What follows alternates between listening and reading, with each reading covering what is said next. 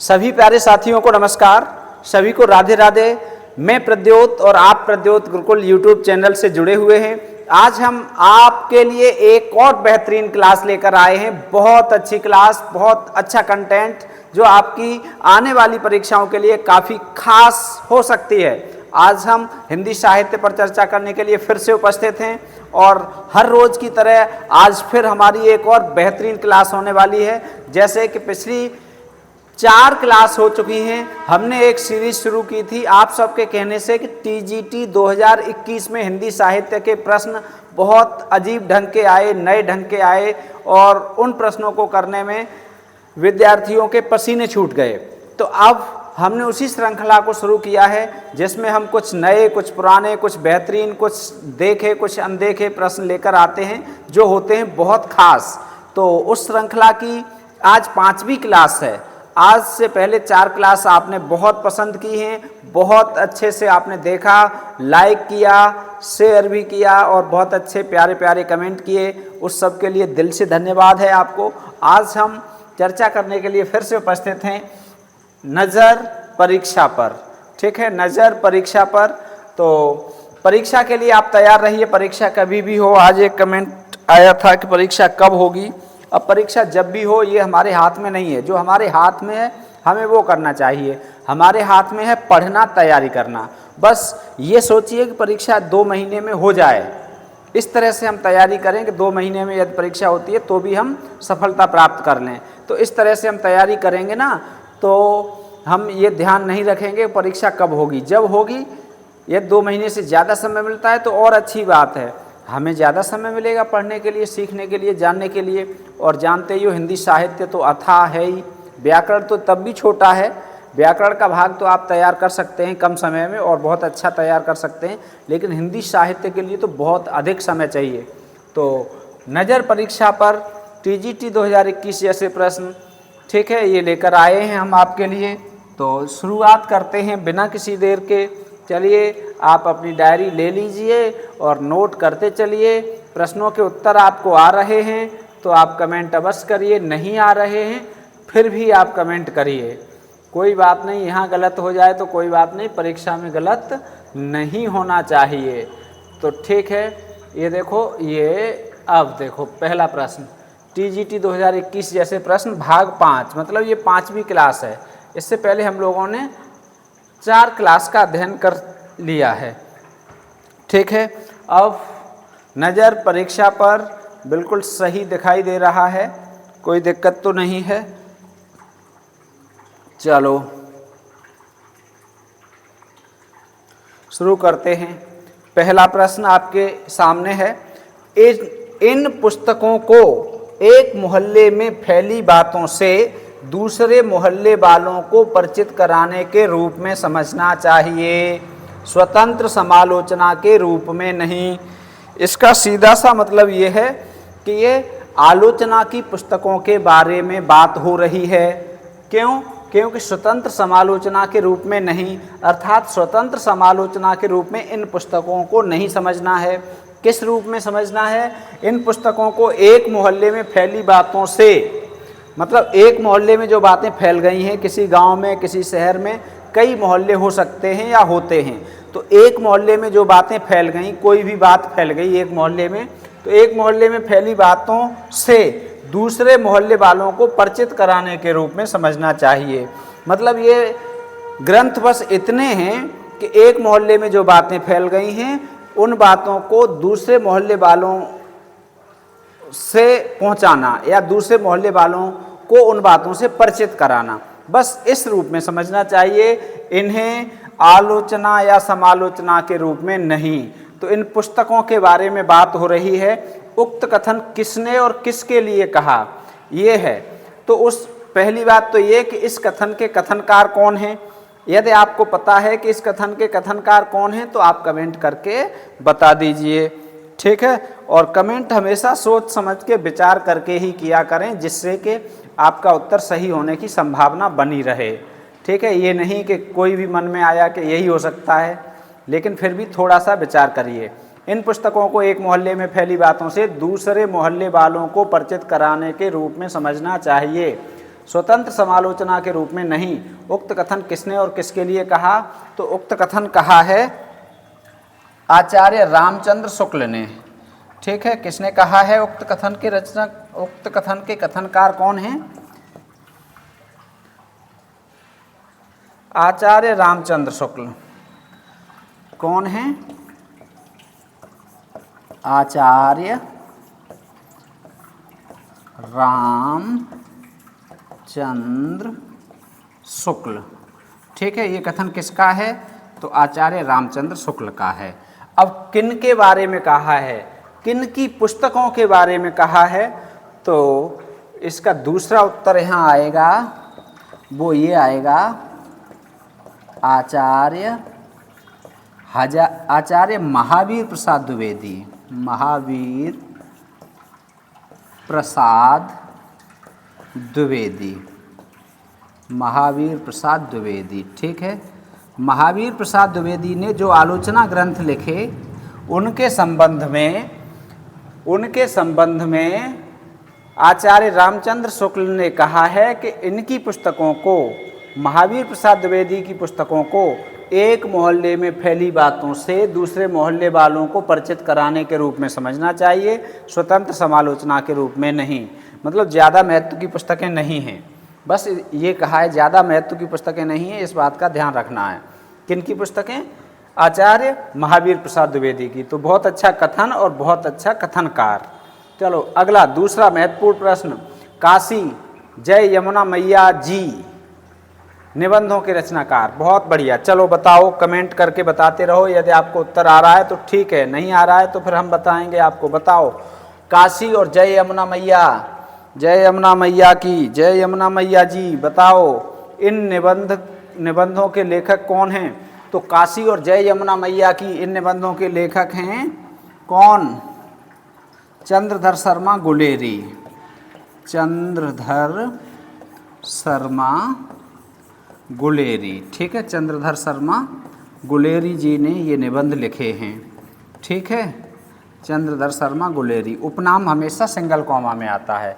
अब चंद्रधर शर्मा गुलेरी ने ये लिखे हैं, और चंद्रधर शर्मा गुलेरी के दो निबंध और परीक्षाओं में आते हैं इकट्ठे जोड़े के साथ। ठीक है, कछुआ धर्म, मारेस मोय कुठाव। ठीक है, ये बहुत आते हैं, ये आपको, ये हम पहले से कछुआ धर्म, ठीक है, और मारेस मोह कुठाव। ठीक है, तो ये दोनों तो आपको पहले से पता हैं और खूब आपने पढ़ रखे हैं। ये दो आपको नए मिले, काशी और जय यमुना मैया जी। ठीक है, चलो अगला, वह साधु स्वभाव के मानवतावादी निबंधकार थे। बहुत अच्छा कथन। ये कथन किसके प्रति है? वह साधु स्वभाव के मानवतावादी निबंधकार थे। कौन? बच्चन सिंह का यह कथन किसके प्रति है? बताओ। तो ये भी पूछा जा सकता है, वह साधु स्वभाव के मानवतावादी निबंधकार थे, यह कथन किसका है? तो यह कथन किसका है? बच्चन सिंह का। ठीक है, अब किसके प्रति है? अर्थात जिनको साधु स्वभाव का मानवतावादी निबंधकार बच्चन सिंह ने कहा है, वो कौन से निबंधकार हैं? तो वो निबंधकार हैं सरदार पूर्ण सिंह। उन्हें अध्यापक पूर्ण सिंह भी कहा जाता था। क्यों? क्योंकि वो अध्यापक थे। देहरादून के फॉरेस्ट कॉलेज में उन्होंने पढ़ाया था, अध्यापन कार्य किया था, इसलिए उनका नाम अध्यापक पड़ गया था। तो अध्यापक पूर्ण सिंह या सरदार पूर्ण सिंह। ठीक है, अध्यापक पूर्ण सिंह, अध्यापक पूर्ण सिंह। ठीक है, या सरदार पूर्ण सिंह। ठीक है, तो इनके बारे में ये बात कही है क्या? कि वह साधु स्वभाव के मानवतावादी निबंधकार थे। अध्यापक पूर्ण सिंह साधु स्वभाव के थे और मानवतावादी निबंधकार थे, ऐसा कहा है बच्चन सिंह ने। ठीक है, और इन्होंने कुल कितने निबंध लिखे? कुल निबंध लिखे 8। कुल 8 निबंध लिखे इन्होंने। कितने लिखे? कुल 8 निबंध लिखे। ठीक है, कुल 8 निबंध लिखे। ठीक, अब इसके बाद अगला है पंडिताई और सहृदयता का जो विरल संयोग उनमें दिखाई पड़ता है वह आगे चलकर हजारी प्रसाद द्विवेदी में देखा गया। ठीक है, ये भी बहुत अच्छा कथन है। पंडिताई और सहृदयता का, पंडिताई मतलब विद्वता, योग्यता, सहृदयता मतलब अच्छे हृदय वाला। ठीक है, जिसमें अच्छे हृदय हो, अच्छे भाव हों, ठीक है, ऐसे हृदय वाला। पंडिताई और सहृदयता का जो विरल संयोग उनमें दिखाई पड़ता है, ये संयोग विरल है। विरल का मतलब है कम लोगों में पाया जाता है। जिनमें पंडिताई होती है वो सहृदय नहीं होते। ठीक है, जिनमें पंडिताई होती है, योग्यता होती है, उनमें थोड़ा सा अहंकार आ जाता है, तो वो सहृदय नहीं रहते। तो पंडिताई और सहृदयता दोनों का संयोग विरल माना गया है, मतलब दोनों एक साथ बहुत कम होते हैं। तो पंडिताई और सहृदयता का जो विरल संयोग उनमें दिखाई पड़ता है, ये पूछा जा रहा है किन में, उनमें दिखाई पड़ता है, वह आगे चलकर हजारी प्रसाद द्विवेदी में देखा गया। तो यहाँ एक बात स्पष्ट हो गई कि पंडिताई और सहृदयता का विरल संयोग हजारी प्रसाद द्विवेदी जी में था। अब एक व्यक्ति में और था जो हजारी प्रसाद द्विवेदी से बहुत पहले उनमें था। बाद में आके हजारी प्रसाद द्विवेदी में ऐसा देखा गया कि वो पंडित भी थे और क्या थे, पंडित के साथ साथ कौन सा, सहृदय भी थे। पंडित का अर्थ क्या होता है, विद्वान। पंडित का अर्थ यहाँ कोई ब्राह्मण जाति की बात नहीं हो रही है, पंडित का अर्थ होता है विद्वान। तो पंडित थे और क्या थे, सहृदय थे, अच्छे हृदय वाले थे। पंडित और अच्छे हृदय वाले व्यक्ति एक साथ नहीं होते, अर्थात एक ही व्यक्ति में ये दोनों गुण नहीं होते। तो ये कथन किसके प्रति है और किसने कहा है? तो ये कथन बच्चन सिंह ने कहा है, और किसके लिए कहा है ये बताओ। बहुत आसान प्रश्न है, बहुत अच्छा प्रश्न है, बहुत अच्छा कथन है ये। तो ये कथन भी गुलेरी जी के प्रति कहा है। ठीक है, किन के प्रति, चंद्रधर शर्मा गुलेरी, अर्थात बच्चन सिंह ने कहा है कि जो गुलेरी जी थे, चंद्रधर शर्मा गुलेरी, वो पंडित थे, मतलब विद्वान थे और सहृदय थे, और ये दोनों गुण एक साथ इन्हीं में थे और किसी में नहीं थे। और इनमें जो गुण थे फिर आगे चल के ये दोनों गुण एक साथ आचार्य हजारी प्रसाद द्विवेदी में मिले। तो ये बहुत अच्छा कथन, बहुत बहुत महत्वपूर्ण कथन, वेरी वेरी इंपॉर्टेंट कथन। ठीक है, आप याद रखेंगे। आया है कि नहीं आया है ये बात छोड़ो, आचार्य और बच्चन सिंह के इतिहास से है ये कथन। ठीक है, बच्चन सिंह ने कहा है, याद रखेंगे। अगला है 5वां, व्यंग्यात्मक गद्य लिखने में उनकी तुलना केवल निराला के गद्य से की जा सकती है। यहाँ फिर उनकी शब्द का अर्थ पूछा जा रहा है, किन की, ये है प्रश्न।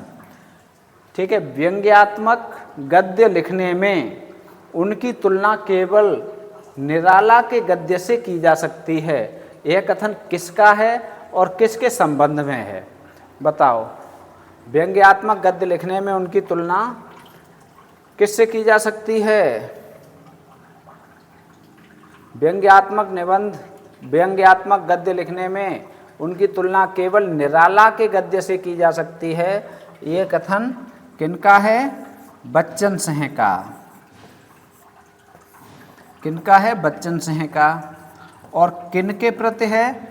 तो यह है बाल मुकुंद गुप्त के प्रति। बाल मुकुंद गुप्त, अर्थात बाल मुकुंद गुप्त के लिए बच्चन सिंह कहते हैं कि इनके व्यंग्यात्मक गद्य लिखने में इनकी जो तुलना है वो निराला के गद्य से की जा सकती है। अर्थात इन्होंने जो व्यंग्यात्मक गद्य लिखा है ऐसा ही गद्य निराला जी ने भी लिखा है, तो निराला के गद्य से इनकी तुलना की जा सकती है। किसने की है निराला के गद्य से इनकी तुलना? तो वो तुलना की है बच्चन सिंह ने। ठीक है, किसने की है? बच्चन सिंह ने।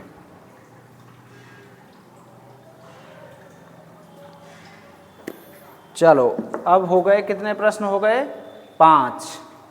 अब ये बड़े बड़े प्रश्न थे, अब छोटे छोटे प्रश्न हैं कुछ, क्योंकि बड़े और छोटे का संग्रह होना चाहिए, संयोजन होना चाहिए, संयोग होना चाहिए। मराल निबंध संग्रह के लेखक, बताओ। बहुत अच्छा निबंध संग्रह है मराल, वेरी इंपॉर्टेंट है। इसके लेखक कौन हैं?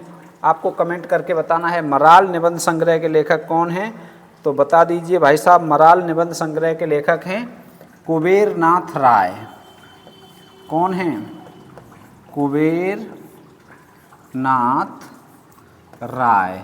और इनके कौन कौन से निबंध संग्रह आपको याद हैं? जो याद हैं वो कमेंट में लिख दीजिए।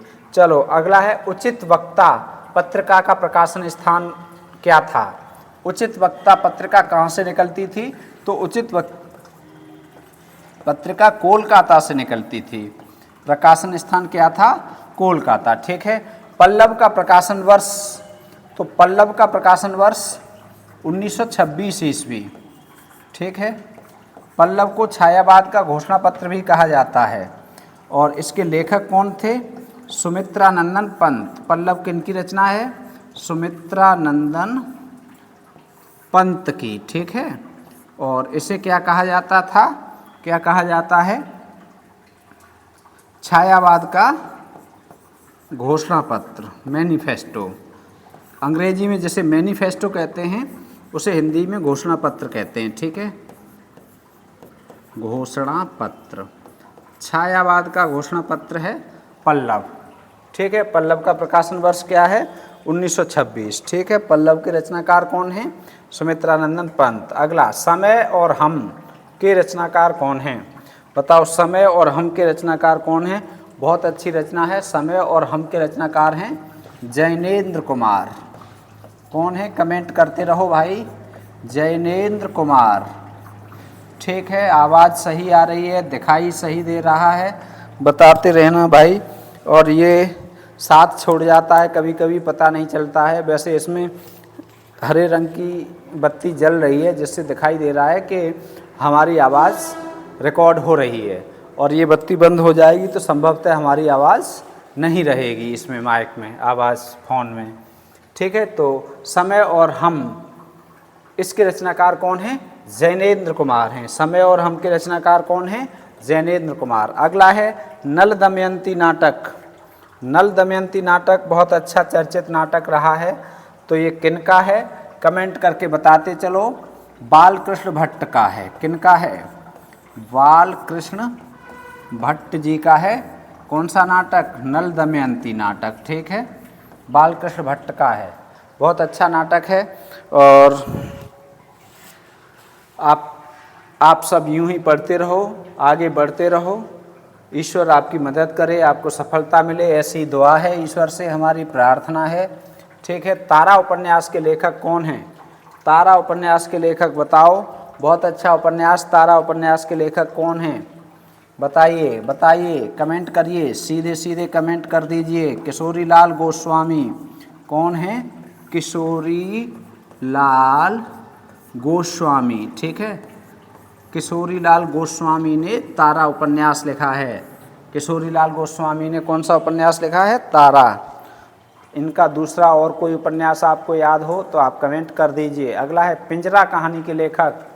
पिंजरा कहानी के लेखक बताइए। पिंजरा कहानी के लेखक कौन हैं? पिंजरा कहानी के लेखक बताइए। पिंजरा कहानी के लेखक हैं उपेंद्र नाथ अस्क। पिंजरा कहानी किसने लिखी है? उपेंद्र नाथ अस्क ने। पिंजरा कहानी उपेंद्र नाथ अस्क। ठीक। इसके बाद है उत्तर कबीर। उत्तर कबीर के रचनाकार, ये बहुत बार पूछी जाती है परीक्षा में, बार बार पूछी जाती है। उत्तर कबीर रचना बहुत महत्वपूर्ण है। तो उत्तर कबीर के रचनाकार आप कमेंट करके बता दीजिए।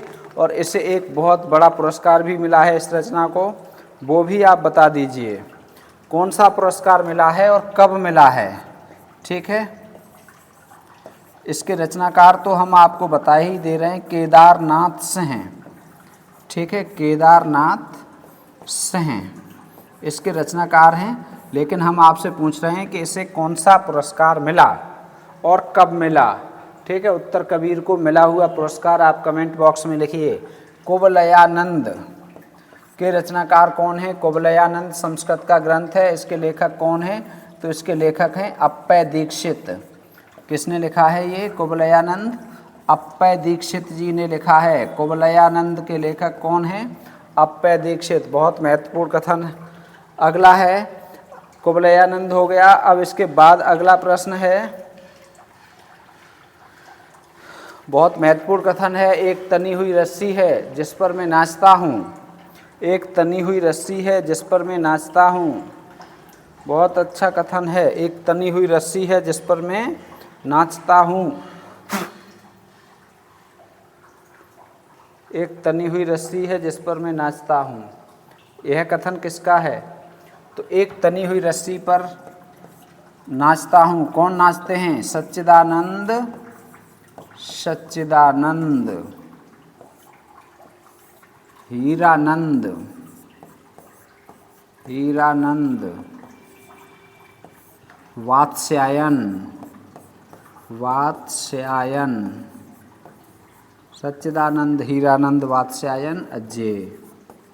ठीक है, ये हैं, ये तनी हुई रस्सी पर नाचते हैं। कौन नाचते हैं? अजय। जिसे जाना नहीं जा सकता, जिसे जान नहीं सकते उसे कहते हैं अजय। ठीक है। अगला, शाश्वती डायरी के लेखक कौन हैं? तो शाश्वती डायरी है, किस विधा की रचना है? शाश्वती डायरी विधा की। लेखक कौन है?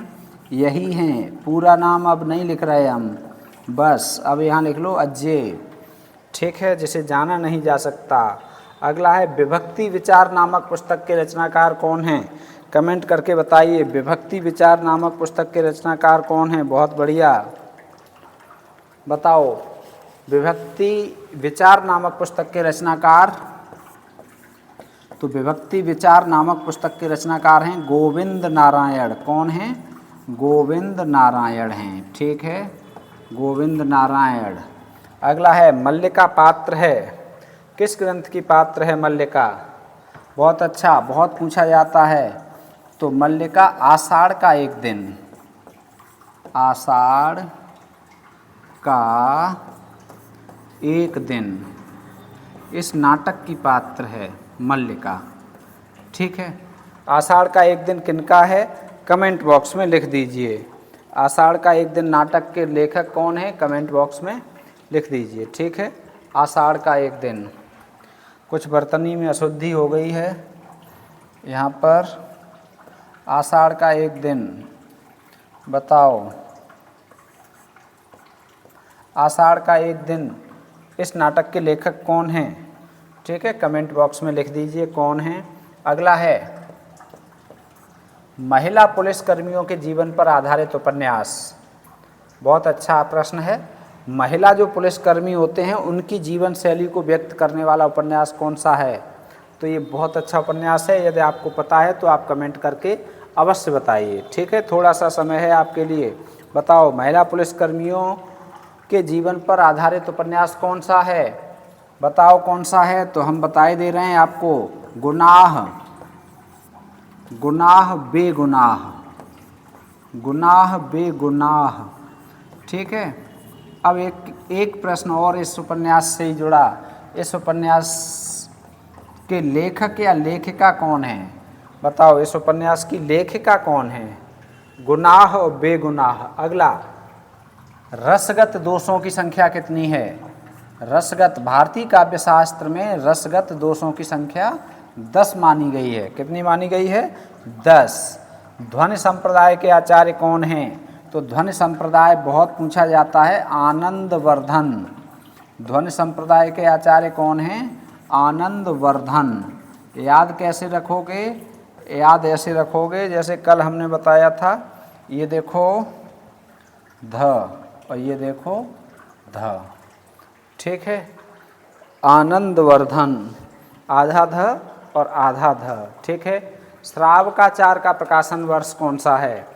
श्रावकाचार का प्रकाशन वर्ष बहुत अच्छा है, अच्छा प्रश्न है। श्रावकाचार का प्रकाशन वर्ष कौन सा है? तो बताओ कौन सा है श्रावकाचार का प्रकाशन वर्ष? श्रावकाचार 1933 ईस्वी। ठीक है, किन की रचना है? कमेंट बॉक्स में लिख दो। श्रावकाचार के लेखक कौन हैं? कमेंट करके बता दीजिए। भक्त नामावली के लेखक कौन हैं? बताओ, बहुत महत्वपूर्ण रचना है भक्त नामावली। तो सबसे बढ़िया भक्त कौन से हुए हैं? ध्रुव। क्यों? सबसे छोटे थे उम्र में और उन्होंने पूरी भक्ति की। 6 महीने तक एक पैर पर खड़े रहे, 6 महीने तक भक्ति करते रहे बिना कुछ खाए पिए। तो ध्रुवदास। भक्त नामावली के लेखक कौन हो गए रचनाकार? ध्रुवदास। जूठन का प्रकाशन वर्ष ओम प्रकाश वाल्मीकि की आत्मकथा है जो बहुत चर्चित है 2 भागों में, ठीक है। तो जूठन का प्रकाशन वर्ष बहुत अच्छी आत्मकथा है और बहुत महत्वपूर्ण आत्मकथा है। प्रकाशन वर्ष 1997 ईस्वी है। जूठन का प्रकाशन वर्ष कब का है? 1997 का है। अगला है आलोचना ग्रंथ लोकवादी तुलसीदास के लेखक कौन हैं? ये ग्रंथ है लोकवादी तुलसीदास।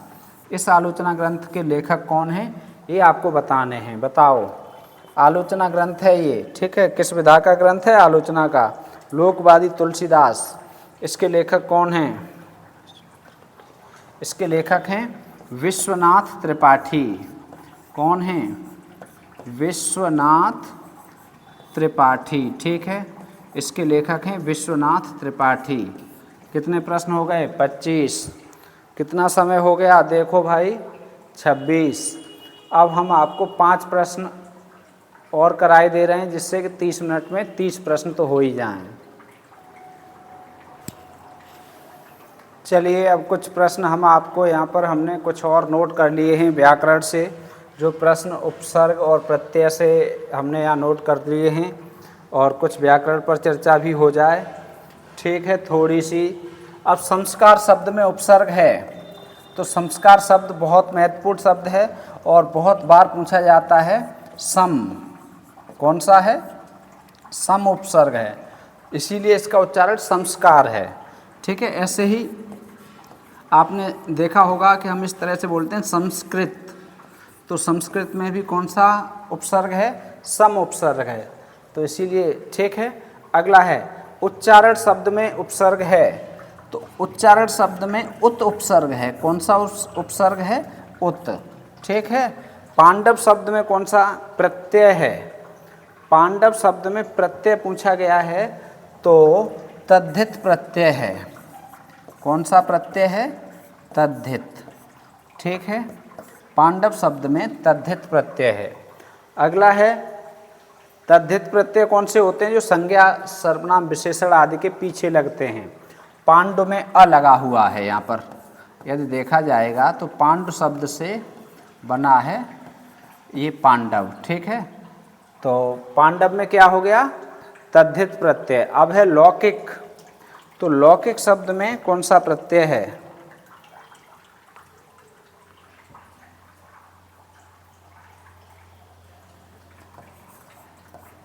पांडु में यह लगा है। लौकिक शब्द में इक प्रत्यय है। कौन सा प्रत्यय है? लौकिक शब्द में इक प्रत्यय है, ठीक है।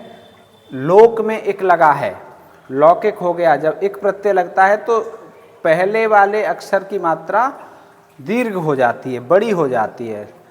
लोक में इक लगा है, जैसे लोक है, ठीक है, लोक। अब इक प्रत्यय लगने के कारण ये एक मात्रा थी, ये गुर हो गई, बड़ी हो गई, तो लौकिक, ठीक है। अनुवाद में प्रत्यय है, बताओ अनुवाद शब्द में प्रत्यय क्या है? ये आपको बताना है। तो अनुवाद शब्द बताइए, ये बहुत बढ़िया प्रश्न है। अनुवाद में प्रत्यय क्या है? कमेंट करके बता दो, अनुवाद में प्रत्यय क्या है, बताओ। तो अनुवाद में प्रत्यय नहीं है, ठीक है, नहीं है। 30 प्रश्न हो गए, एक प्रश्न और लिख लो, 31वां। एक प्रश्न और लिख लो, अभी 1 मिनट है तो एक प्रश्न और लिख लो। मोहन से चला नहीं जाता, मोहन से चला नहीं जाता, चला नहीं जाता में वाच्य है, में वाच्य है, ठीक है। वाच्य की क्लास नहीं हुई है, लेकिन वाच्य बहुत छोटी क्लास है। वाच्य 3 होते हैं, कर्तृवाच्य, कर्मवाच्य और भाववाच्य, ठीक है। और जहाँ इस तरह का वाक्य आए निषेधात्मक, मोहन से चला नहीं जाता, मुझसे चला नहीं जाता, उससे बैठा नहीं जाता, उससे खेला नहीं जाता, मुझसे खाया नहीं जाता, उससे गाया नहीं जाता, उससे रोया नहीं जाता, तो ये भाव को व्यक्त करते हैं। निषेधात्मक इस तरह के वाक्य ही आते हैं और अधिकांशतः यही आते हैं, यही वाले, ठीक है। तो ये भाववाच्य का उदाहरण है। कौन से वाच्य का उदाहरण है? भाववाच्य का, ठीक है। भाववाच्य, भाववाच्य के ही उदाहरण सबसे ज़्यादा पूछे जाते हैं। वाच्य पढ़ लेंगे तब तो सब हो जाएगा एक साथ, लेकिन यहाँ बस इतना याद रखो कि चला नहीं जाता, उठा नहीं जाता, बैठा नहीं जाता, खाया नहीं जाता, इस तरह की बात आएगी तो वहाँ पर सभी भाववाच्य के अंतर्गत ही आएंगे, ठीक है। तो ये बहुत महत्वपूर्ण कंटेंट वाले बहुत अच्छे प्रश्न, बहुत अच्छे प्रश्नों की श्रृंखला, जिसमें हमने आपको दिए 31 महत्वपूर्ण प्रश्न और 31 मिनट की ही हम क्लास ये रखने वाले हैं, ठीक है। 31 मिनट में 31 एकदम टॉप शानदार प्रश्न। यदि इसकी PDF आपको चाहिए तो आप प्रद्योत गुरुकुल टेलीग्राम चैनल से जुड़ जाना, उसे हम लिंक में दे देंगे, लिंक उसका दे देंगे हम आपको, ठीक है। और क्लास आपको कैसी लगी एक कमेंट करके अवश्य बताना, लाइक और शेयर अवश्य करें, ठीक है। मिलेंगे फिर, स्वस्थ रहिए, मस्त रहिए और व्यस्त रहिए, राधे राधे कहते रहिए, ठीक है। जय हिंद, जय हिंदी, जय भारत।